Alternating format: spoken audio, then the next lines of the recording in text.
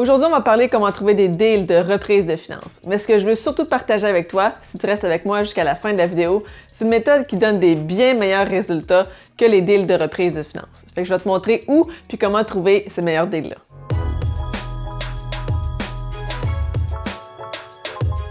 Donc, tu cherches des deals en immobilier, puis c'est pour ça que tu cherches des reprises de finances. Les reprises de finances, ça frappe les esprits.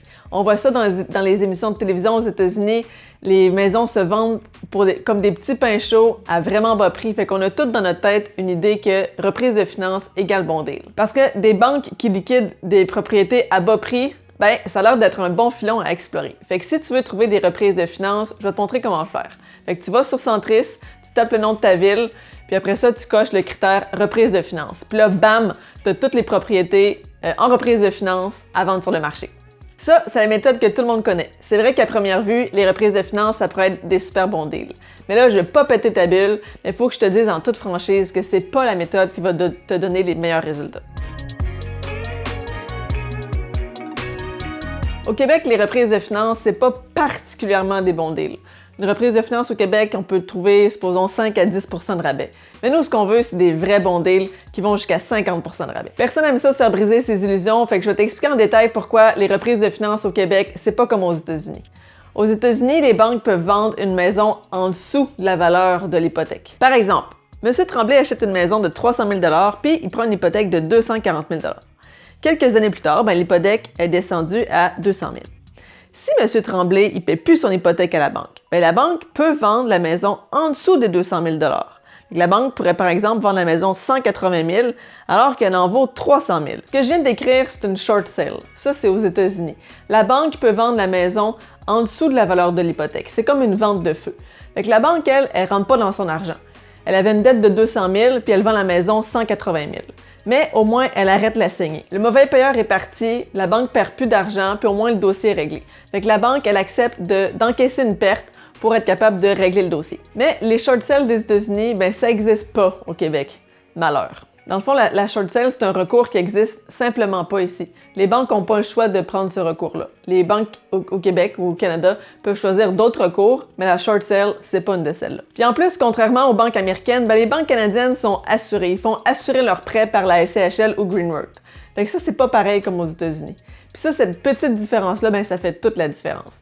Parce qu'une banque au Canada, elle ne sera pas prête à vendre, à se débarrasser d'une propriété le plus vite possible, le moins cher possible, parce qu'elle sait que de toute façon, elle va se faire rembourser son prêt par la SCHL ou l'autre assureur. Donc, oui, la banque va vouloir vendre rapidement, va vouloir donner par exemple un rabais de 5 à 10 % pour clore le dossier, mais la banque n'est pas prête à faire une vente de feu parce que ça lui sert à rien finalement. Fait qu'au Québec, les reprises de finances, c'est pas des si bons deals que ça.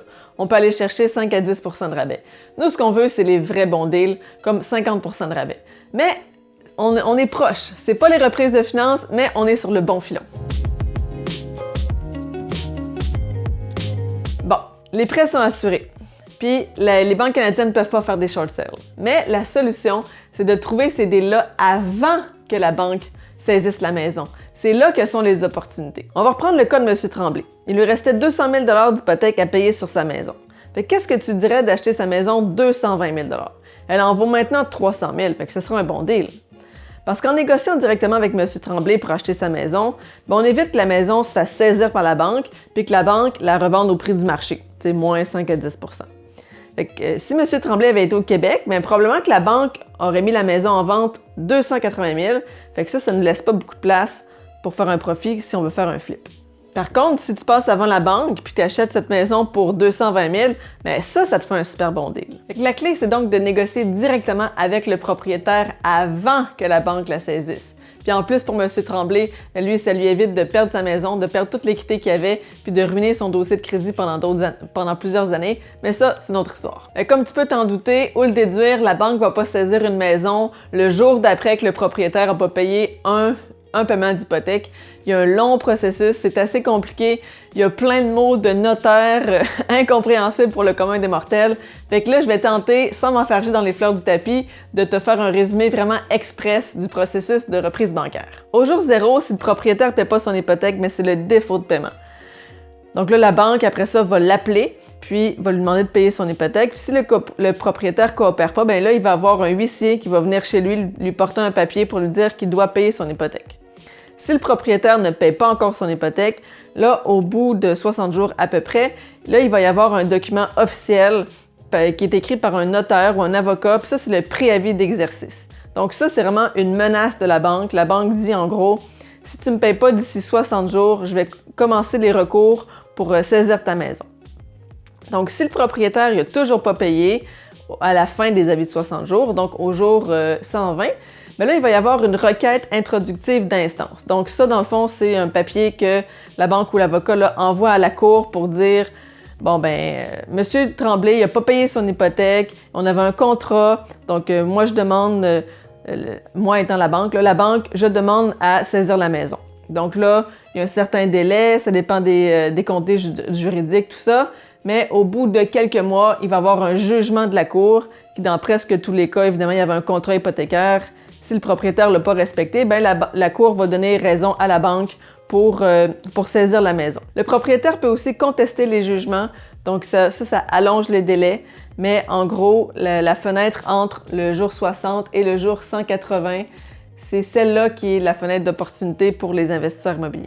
Donc, ce qu'il faut comprendre, c'est qu'il faut trouver nos deals avant que la banque saisisse la maison. Fait que ça, dans mon schéma, c'était entre le jour 60 et le jour 180. Fait que ça, c'est là la fenêtre d'opportunité où on peut trouver les meilleurs deals, par exemple à 50% de rabais.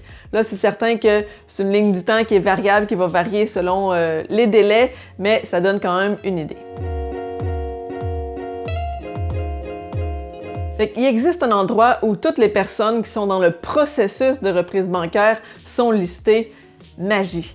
Cet endroit-là, ça s'appelle le registre foncier. Le registre foncier, c'est un site où tous les notaires du Québec doivent publier toutes leurs transactions immobilières, donc les hypothèques, les ventes, tout est là, dont aussi les avis de 60 jours. Non seulement on peut trouver toutes les personnes qui sont dans le processus de reprise bancaire avec les avis de 60 jours, mais il y a aussi toutes les personnes qui ont hérité de propriété, toutes les maisons qui sont mises à l'encan, toutes les personnes qui n'ont pas payé leurs impôts aussi. Fait que ça, c'est tous des signes pour nous aider à trouver des bons deals potentiels. Donc, au registre foncier, il y a des centaines de deals potentiels qui sont publiés à chaque jour. Des centaines à chaque jour. Fait que c'est une super belle talle à explorer pour trouver des bons deals. Puis le plus beau, c'est que c'est une source, c'est un flow continu. Il y a toujours, jour après jour, des nouveaux deals qui sont publiés. Fait que c'est comme un océan finalement de deals ou le Costco du deal. Bref, le registre foncier, c'est vraiment une mine d'or pour les investisseurs immobiliers. Mais il y a un os. La mission du registre foncier, c'est de publier ces actes-là. Puis ça, ils le font très bien. Mais c'est pas fait pour être une base de données ou comme outil de recherche. Fait que c'est très difficile de faire de la prospection. Malheur. Après ça, il faut décortiquer les documents compliqués là, pour le commun des mortels avant même de savoir de quelle propriété il s'agit. Fait qu'il y a personne qui aime ça lire des documents en dormant pour se rendre compte après ça que c'est même pas dans le bon territoire qu'on cherche. Puis, une fois qu'on a trouvé l'adresse, ben là, il faut aller compléter toutes ces informations-là sur d'autres sites, trouver le type de propriété, localiser la propriété sur Google Maps. Fait que bref, ça prend un bon 15 minutes là, pour rassembler toutes les infos pour chaque propriété. Bref, l'information est là, mais elle est coûteuse en temps et en argent. Puis ça, ben, c'est vraiment frustrant. Parce que c'est comme si on avait une mine d'or, mais qu'on a une cuillère comme outil de forage. Dans le fond, ce que ça nous prendrait, là, c'est un outil qui va chercher les données au registre foncier, mais qui nous le présente d'une façon efficace pour les investisseurs immobiliers. Bien ça, cet outil-là, ça existe. C'est Mon Prospecteur. Mon Prospecteur, c'est une plateforme pour aider les investisseurs immobiliers à trouver des deals hors marché. Donc, on va chercher nos données sur le registre foncier, comme les préavis d'exercice, puis on présente ça de façon efficace et rapide pour les investisseurs immobiliers pour qu'ils puissent trouver ces deals-là. Nous, notre mission, c'est de démocratiser l'accès au marché caché au plus grand nombre d'investisseurs immobiliers. Puis, ben, c'est pour ça qu'on offre un essai gratuit de 14 jours à notre meilleur forfait. Donc, si vous voulez l'essayer, ben, il y a un lien dans la description. Bref, on a vu que les reprises de finances, c'était pas des si bons deals que ça au Québec. On a vu que c'était mieux de trouver des personnes qui sont dans le processus de reprise bancaire avant que la banque saisisse la maison, et ça, c'est des préavis d'exercice. C'est là qui sont les vrais bons deals en immobilier. Puis les préavis d'exercice, se trouvent au registre foncier. Puis le registre foncier, c'est une mine d'or pour les investisseurs immobiliers pour trouver des bons deals. Puis on peut aussi utiliser des outils comme mon prospecteur pour nous aider dans nos recherches au registre foncier. Bref, si tu veux apprendre davantage comment le registre foncier fonctionne puis comment trouver des deals sur le registre foncier, je t'invite à télécharger notre guide gratuit. J'ai mis le lien dans la description. Puis si tu as aimé la vidéo, abonne-toi à la chaîne, ça nous aide pour le référencement. Fait que d'ici là, je te souhaite bonne prospection!